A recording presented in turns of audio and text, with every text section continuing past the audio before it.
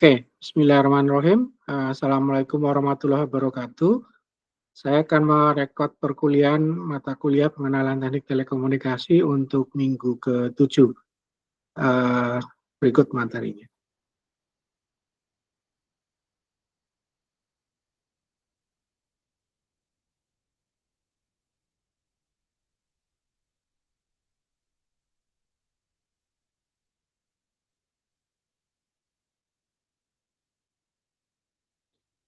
Baik, kita mulai. Materi minggu ke-7 ini adalah mengenai teknologi yang namanya adalah PSTN. PSTN ini adalah sebuah teknologi yang pernah saya jelaskan sebelumnya. Singkatannya adalah Public Switch Telephone Network. Nah, Public Switch Telephone Network ini mengacu pada sebuah istilah yang pernah saya jelaskan sebelumnya, yaitu yang dinamakan dengan Central Telepon. Nah, mari kita mulai. Kita berangkat dari pengertian dulu, begitu ya.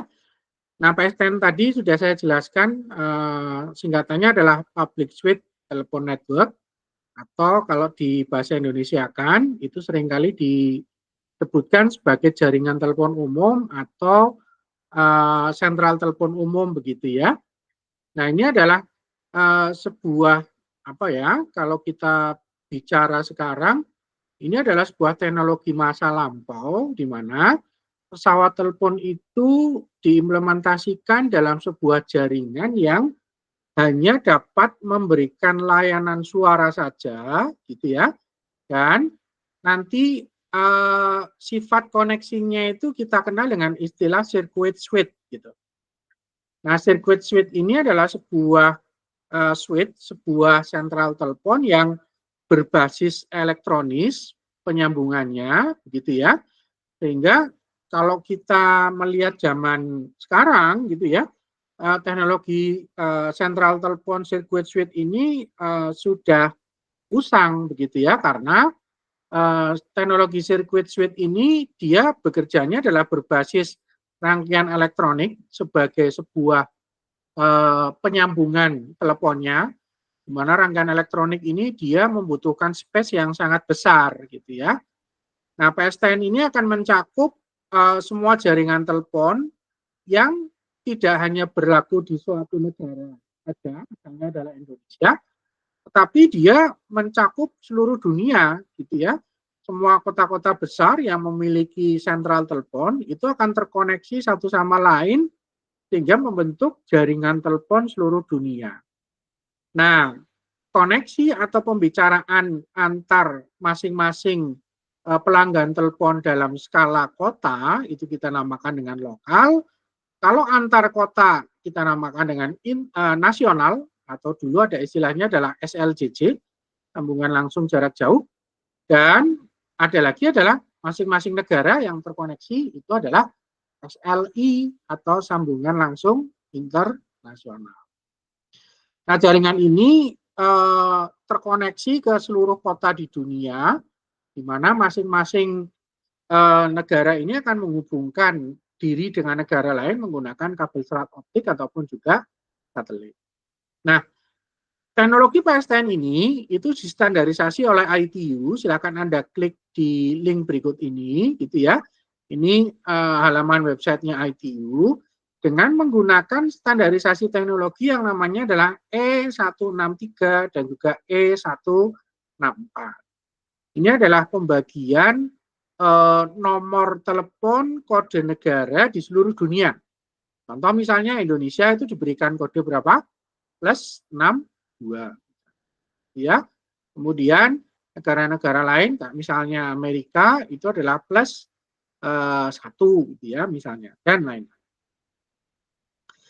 Nah, berbicara tentang sentral telepon, maka kita tidak bisa lepas dari siapa penemu telepon. Kita tahu bahwa penemu telepon itu adalah Alexander Graham Bell. Nah, ini fotonya ada di sebelah kanan kita. Ini wajahnya Alexander Graham Bell. Tahun 1800-an, tepatnya adalah 1877, gitu ya. Di mana Alexander Graham Bell ini menciptakan pesawat telepon, dan pesawat telepon ini dapat saling berkomunikasi satu sama lain, gitu. sehingga membentuk jaringan telepon. Nah, jaringan telepon inilah yang mulai diperkenalkan oleh Alexander Graham Bell sejak tahun 1870 sampai dengan Alexander Graham Bell ini mendirikan perusahaan sendiri, laboratorium sendiri, sampai sekarang masih eksis, namanya adalah Bell Lab Services, begitu ya. Nah, PSTN ini itu dikenal sekarang sebagai sebuah teknologi yang sudah usang, yang kita kenal dengan istilahnya adalah POTS. POTS itu adalah Plain Old Telephone Services. Nah, karena ada kata-kata old di sini gitu ya, karena memang istilah POTS ini diciptakan ketika eranya internet gitu ya. Eranya komunikasinya adalah data, tidak lagi suara gitu ya. Makanya istilahnya adalah plain old. Nah, sejarah telepon itu dimulai ketika Alexander Graham Bell di tahun 1876 mulai menemukan pesawat telepon gitu ya. Beliau menemukan bagaimana orang dapat berbicara secara jarak jauh menggunakan pesawat telepon yang tersambung dengan kabel begitu ya. Sehingga orang tersebut dapat berkomunikasi. Ini tahun 1876. Kita kenal ini adalah dengan sebutan early days. Nah, setelah itu di tahap berikutnya ada ekspansi dari standarisasi teknologi pesawat telepon, di mana jaringan teleponnya sekarang berkembang pesat, tidak hanya di satu kota saja, tapi di kota-kota lain di Amerika waktu itu, gitu ya. Sehingga hampir seluruh Amerika itu dapat terkoneksi pesawat telepon itu di akhir 1800 atau awal 1900. Nah, ketika Alexander Graham Bell ini berhasil menciptakan pesawat telepon, maka perusahaan-perusahaan lain itu juga meniru untuk dapat membuat pesawat telepon di mana kompatibilitas pesawat teleponnya ini gitu ya. Ada yang kompatibel dapat berkomunikasi dengan pesawat teleponnya Graham Bell, ada juga yang tidak gitu. Oleh karena itu di Amerika tahun itu sudah ada yang namanya adalah regulasi untuk menstandarisasi kompatibilitas pesawat telepon agar dapat saling berkomunikasi. Nah, kemudian masuk ke era abad 20 gitu ya. Pesawat telepon ini yang tadinya menggunakan bantuan manusia untuk menyambungkan antara satu pelanggan dengan pelanggan yang lain, itu sekarang sudah mulai menggunakan pesawat telepon yang sifatnya adalah otomatis gitu ya. Yang tadinya manual menggunakan tenaga manusia menggunakan central telepon otomat yang awalnya otomatis itu adalah full menggunakan mekanik gitu ya, belum menggunakan elektronis gitu.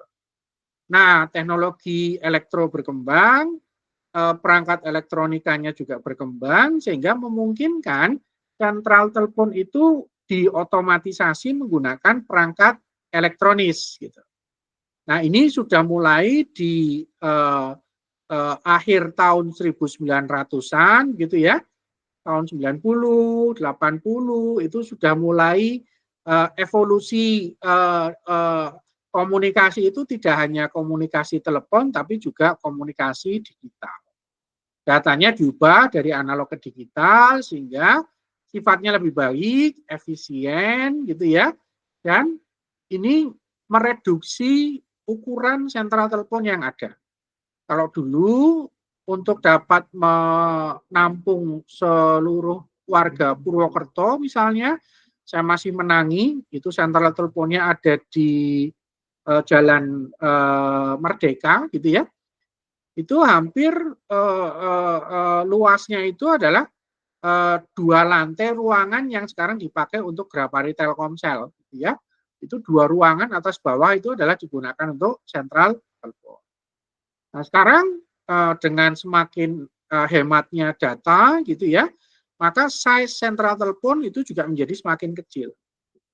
Ya, apalagi sekarang eranya setelah memasuki abad ke-20 itu adalah eranya konvergensi di mana semua teknologi ini semuanya diwajibkan digital begitu.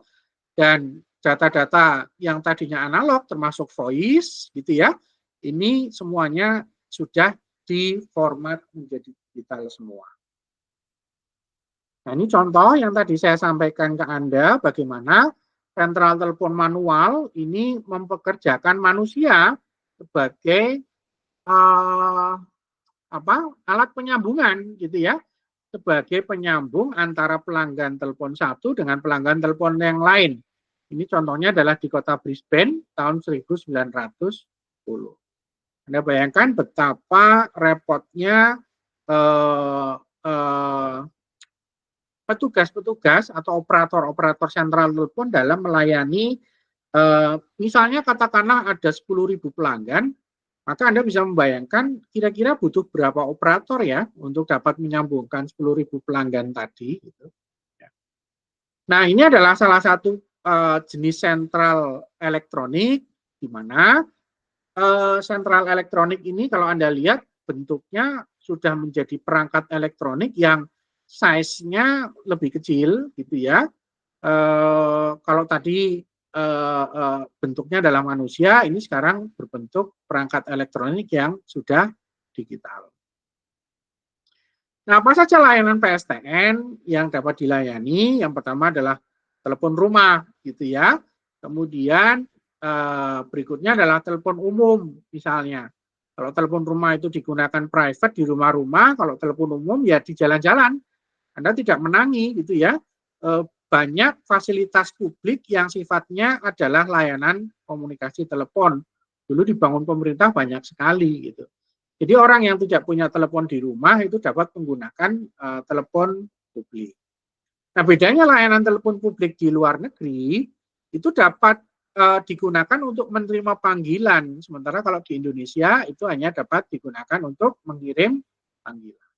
Nah, ini bentuknya telepon umum, ya. Ya, ini adalah telepon umum yang ada di Indonesia. Ini adalah telepon umum yang ada di Inggris. Nah, di sebuah perangkat telepon itu banyak sekali fitur-fitur yang hampir sama dengan yang ada di HP kita, gitu ya. Yang pertama adalah voice call. Voice call itu ya layanan telepon, panggilan suara, gitu ya. Kemudian caller ID. Caller ID itu sama dengan yang ada di HP kita. Kalau ada panggilan masuk, nomornya keluar di situ, ya. Kalau dulu nggak ada, nggak bisa, gitu ya. Ada panggilan masuk, kita nggak tahu nih yang manggil siapa. Kemudian ada layanan call forwarding. Call forwarding itu misalnya kalau kita nelpon di suatu telepon rumah itu yang punya tidak ada, maka setelah berdering 10 kali itu otomatis di-forwardkan ke nomor sekunder. Misalnya nomor sekundernya adalah nomor kantor misalnya, maka di-forwardkan nomor kantor. Kemudian ada voicemail. Voicemail itu pesan suara. Kalau misalnya kita telepon berdering 10 kali nggak diangkat, maka akan muncul layanan voicemail. Ya, voicemail, mohon maaf. Misalnya adalah silakan tinggalkan pesan, gitu ya. Nah, kita bisa merekam suara kita untuk menyampaikan pesan yang nanti kalau orangnya sudah pulang itu dapat diputar kembali. Nah, ini arsitektur PSTN. Nah, ini jaringannya terdiri dari yang tadi pesawat telepon terhubung ke kabel akses namanya. Kabel akses ini bentuknya masih tembaga gitu ya. Dalam suatu rumah atau kantor, satu kabel tembaga ini dapat dihubungkan ke 3 perangkat. Yang pertama adalah pesawat telepon, yang kedua adalah komputer gitu ya, yang ketiga adalah mesin fax. Fax itu adalah mesin yang digunakan untuk menerima dan mengirim dokumen, gitu ya. Misalnya kita mau ngirim dokumen surat jarak jauh, gitu, maka menggunakan fax. Ya, nah, ini terhubung menggunakan kabel tembaga yang masuk ke sisi sentral, gitu. Nah, ini sentral teleponnya di sini, gitu, dihubungkan ke pelanggan yang lain, gitu ya. Ini pelanggan tujuannya. Nah, sekarang model teknologi arsitektur PSTN ini berkembang sangat cepat, begitu. Yang tadinya di sini menggunakan kabel tembaga, ini diganti dengan kabel serat optik, gitu ya. Nah, kabel serat optik ini bentuknya akan jadi seperti ini, gitu. Ya, ini adalah central office-nya, gitu ya. Ini exchange atau penyambungannya. Ini ada teknologi namanya DSLAM. DSLAM itu adalah Digital Subscriber Line Measurement. Kemudian di sini ada Main Distribution Fiber. Di sini Main Distribution Frame, mohon maaf. Di sini adalah antarmuka dari sentral telepon menuju ke arah kabel, ya. Nah, ini adalah kabel-kabel tembaga yang jumlahnya sangat banyak, gitu ya, sehingga bentuk kabelnya sangat besar di sini. Ini disebut dengan kabel primer, dan di sini ada istilah DAC. DAC itu adalah istilah untuk sebuah kabel yang ditanam di dalam tanah, gitu ya. Ya, kemudian lubang yang digunakan untuk memaintain kabel ini namanya adalah manhole, gitu. Nah, ini masuk ke bagian yang namanya rumah kabel, ya.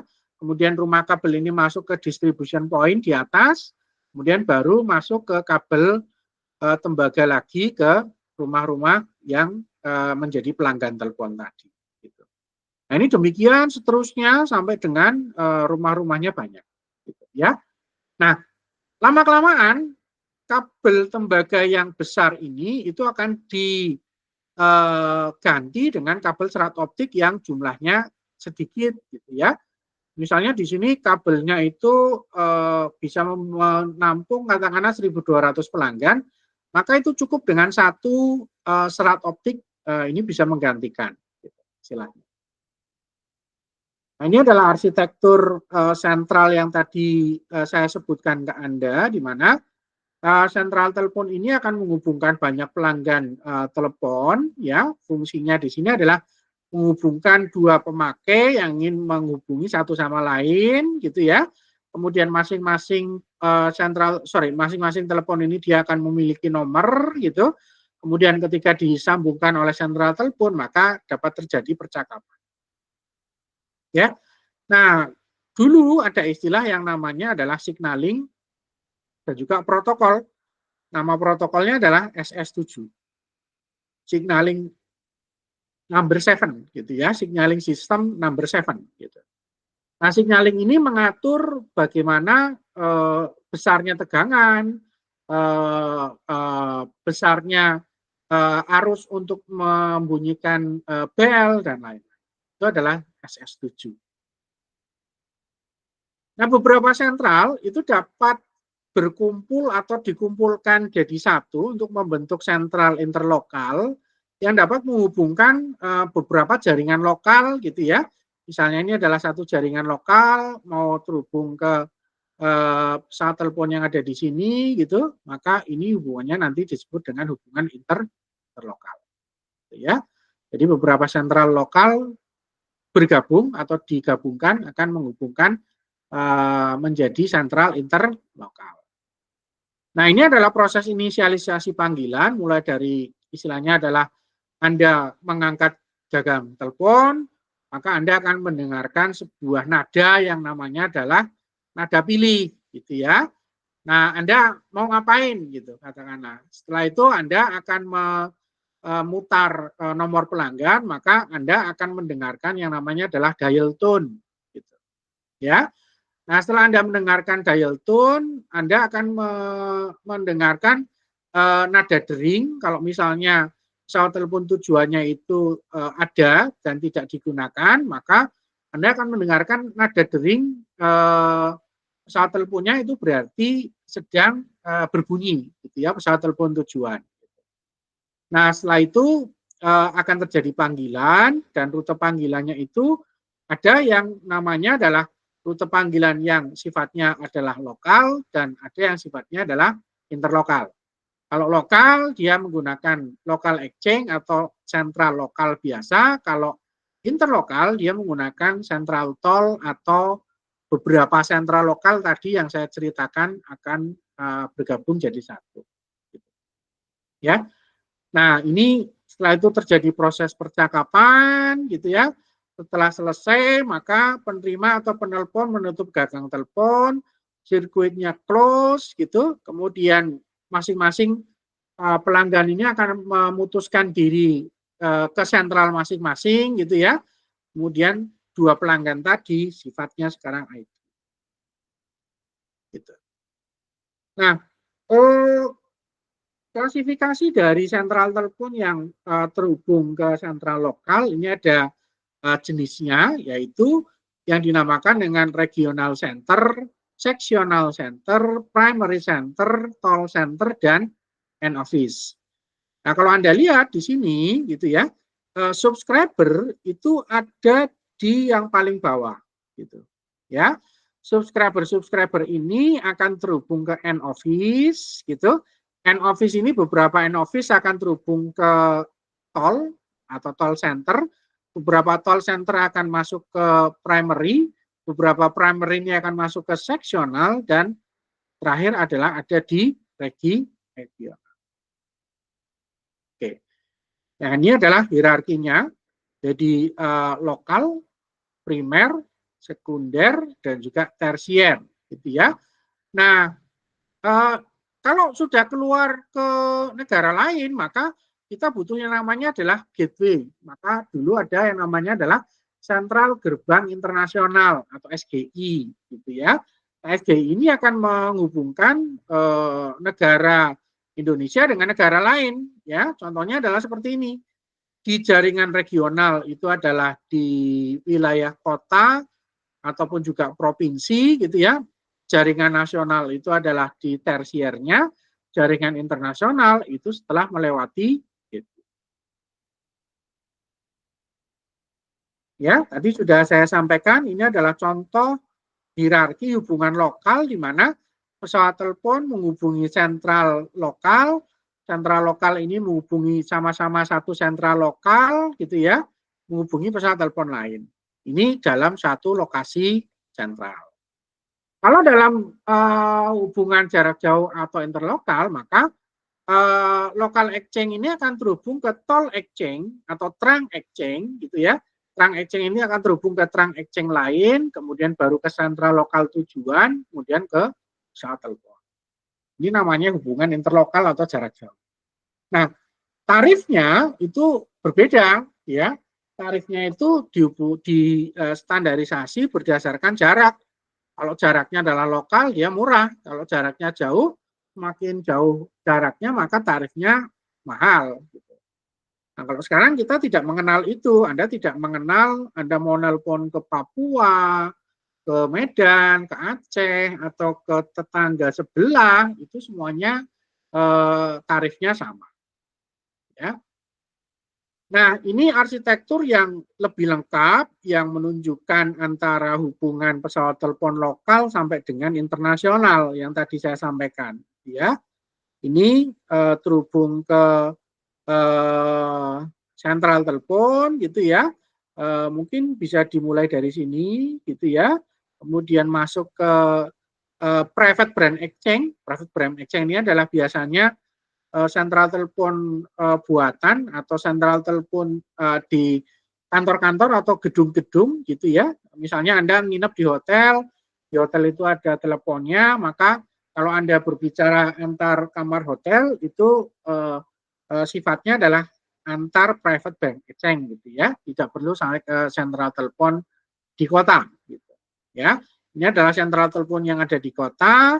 Kemudian ini adalah tolnya, kemudian ini adalah sentral gerbang internasionalnya, kemudian ini adalah wilayah telekomunikasi di negara lain. Nah, international gateway itu dulu dikuasai oleh perusahaan-perusahaan yang sudah ditunjuk khusus sebagai sentral gerbang internasional ya. Dulu ada perusahaan namanya Indosat, kemudian ada Satelindo gitu ya, kemudian ada Telkom 007. Ini adalah beberapa perusahaan yang secara khusus ditunjuk sebagai penyedia layanan sentral gerbang. Nah, ini adalah sebuah alat yang namanya adalah private brand exchange atau sentral telepon lokal yang biasanya ditempatkan di gedung-gedung bertingkat, kantor, maupun hotel yang tadi saya sebutkan contohnya. Ya, kemudian teknologi switching di sebuah jaringan telepon tadi awal ada yang saya namakan sebagai circuit switch gitu ya, di mana circuit switch ini adalah metode penyambungan yang secara tradisional diberlakukan di PSTN, di mana koneksinya itu harus secara fisik harus ada gitu ya. Satu kabel dengan kabel yang lain itu harus disambungkan gitu ya. Nah, berikutnya teknologinya itu berkembang menjadi yang namanya adalah paket switch ya. Kalau circuit switch itu semuanya harus terhubung. Kalau paket switch ini lain sama sekali karena datanya atau informasinya itu harus diubah dulu dalam paket-paket yang paket ini adalah sifatnya berupa data, datanya adalah data digital gitu ya. Dan setiap paket ini dirutekan seperti misalnya Anda belajar routing di jaringan komputer. Ya. Oleh karena itu nanti akan ada dynamic routing, ada static routing dan lain-lain. Nah, paket switch ini lebih fleksibel ya, lebih aman, lebih reliable dan juga lebih bagus kualitasnya daripada yang circuit switch. Nah, ini tadi yang saya sampaikan ada istilah SS7 atau Signaling System Number 7. Ini adalah protokol komunikasi telepon yang digunakan untuk menghubungkan antara satu pelanggan telepon yang ingin menghubungi pelanggan telepon yang lain untuk komunikasi suara. Kemudian setelah itu berkembang lagi adalah dalam satu kabel telepon itu bisa digunakan untuk suara, bisa digunakan untuk data, gitu ya, dan bisa digunakan untuk video yang kualitasnya waktu itu sangat rendah. Maka namanya adalah sebuah layanan yang dinamakan dengan ISDN, Integrated Service Digital Network. Ini cikal bakal layanan internet dimulai dari sini, karena ini sudah bisa digunakan untuk komunikasi data, ya. Nah, setelah itu ISDN ini berkembang menjadi Integrated Digital Network, di mana kalau Anda lihat di sini dalam suatu jaringan telepon gitu, ini sentral telepon, dia dapat melayani pesawat telepon analog, kemudian dia bisa melayani koneksi internet menggunakan modem gitu ya. Kalau modem ini singkatannya adalah modulasi, demodulasi, oleh karena itu di sini datanya adalah digital, output dari komputer, tetapi disalurkannya adalah menggunakan modem sehingga sinyal di sini berubah lagi, di sini digital menjadi analog. Ya. Kemudian ada lagi yang sifatnya di sini adalah sudah full digital gitu. Nah, ini adalah jaringan yang dinamakan dengan Integrated Digital Network. Kalau yang local loop yang tadi saya sampaikan berupa sinyal analog untuk telepon, maka ini teknologinya masih pakai paket switch. Sementara kalau yang modem, ya, yang data, ini sudah menggunakan circuit switch, gitu. Ya, jadi ini evolusinya, gitu ya, evolusi dari jaringan PSTN berupa Integrated Digital Network ataupun juga ISDN. Gitu. Ya. Oke. Nah, ini keunggulan dan kerugiannya PSTN, di mana PSTN itu menawarkan infrastruktur yang ya dulu cukup bagus gitu ya, tapi hanya untuk komunikasi suara aja. Karena kalau untuk komunikasi data, kualitas menggunakan kabel tembaga itu dia tidak dapat menyalurkan bandwidth yang lebar, sehingga data rate-nya itu hanya maksimal 56 kbps gitu ya. Anda kan tidak pernah merasakan internetan dengan koneksi 56 kbps gitu ya. Kalau 56 kbps itu kadang kita membuka email gitu, kita klik sekarang, ditinggal ke belakang dulu ke toilet begitu ya, balik lagi ke laptop, maka emailnya baru ya. Jadi koneksinya cukup lama. Ya. Nah, PSTN ini juga memiliki kerugian di mana infrastruktur fisiknya ini kan dia sangat luas gitu ya, sehingga biaya pemeliharaannya itu mahal, apalagi kalau musim hujan seperti sekarang itu banyak sekali gangguan karena yang dikirimkan itu adalah sinyal elektronis. Ketika dikirimkan ke kabel, kabelnya terkelupas sedikit, itu pasti akan menghasilkan noise yang sangat besar, apalagi pas hujan seperti ini. Ya. Nah, evolusinya jaringan PSTN itu pasti akan diubah menjadi optik. Ya. Nah, jaringan optik ini salah satunya adalah yang digunakan sekarang itu jaringan optik yang dinamakan dengan PON atau Passive Optical Network. Karena ada kata-kata pasif, maka artinya optical network yang ada di sini itu dicatu dari sentral telepon, gitu ya. Catu dayanya, listriknya itu dicatu dari sentral telepon. Oleh karena itu, kalau dulu pesawat telepon PSTN, kalau listriknya mati, gitu ya, kita masih bisa menggunakan pesawat telepon tadi, ya. Tapi kalau Anda menggunakan passive optical network, menggunakan kabel serat optik, ketika listriknya mati, gitu ya, otomatis jaringannya juga ikut, ya. Itu bedanya antara yang passive optical network dengan pesawat telepon berbasis PSTN waktu itu. Oke. Nah, konfigurasinya seperti ini, ya, passive optical network atau PON. Kita mulai dari central office, di sini ada perangkat optik namanya OLT, optical line termination. Kemudian dia masuk ke optical splitter, dia nanti dibagi-bagi ke rumah pelanggan gitu ya. Di sini ada namanya optical network terminal. Optical network terminal ini yang masuk ke rumah-rumah pelanggan yang nanti akan dihubungkan dengan perangkat telepon ataupun juga modem ataupun juga perangkat yang lain gitu. Ya, yang ada di rumah kita gitu ya. Nah, ini adalah jaringannya seperti ini. Kemudian perkembangan teknologi passive optical network ini bermacam-macam istilahnya. Ya, ada yang namanya GPON. GPON itu Giga Passive Optical Network. Ada lagi EPON, Ethernet Passive Optical Network. Kemudian semakin berkembang teknologinya gitu ya, maka teknologi optik ini semakin dapat membawa komunikasi data yang data rate-nya semakin tinggi gitu ya. Ini upstream-nya data rate-nya itu bisa kita lihat di sini gitu ya. Gigapon atau GPON gitu.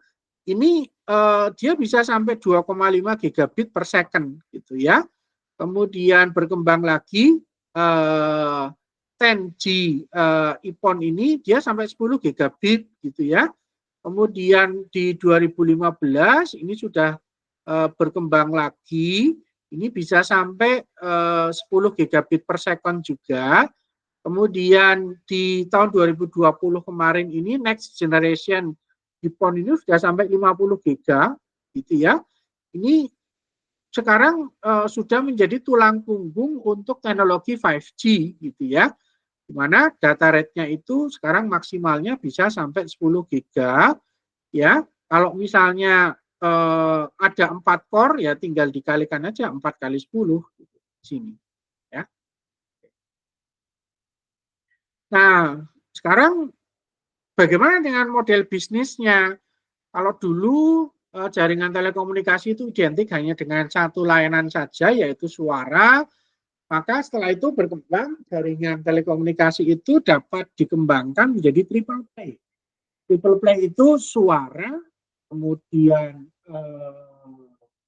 data atau internet, yang satu lagi adalah video, gitu ya.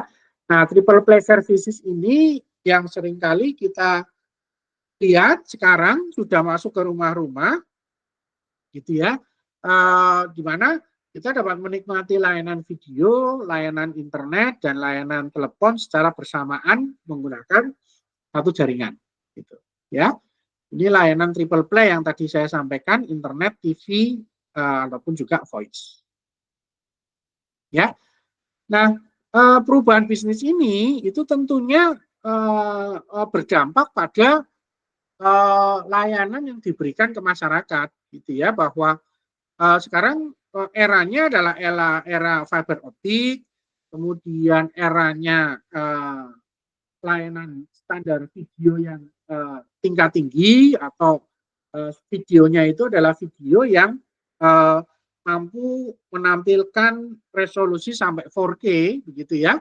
Tapi ingat 4K ini hanya dapat dilayani untuk atau menggunakan internet dengan data rate yang sangat tinggi atau besar gitu ya. Kalau Anda punya televisinya sudah bisa 4K, tapi internet Anda itu masih 10 megabit per second gitu ya, ya jangan harap bisa menikmati layanan streaming dengan kualitas 4K gitu.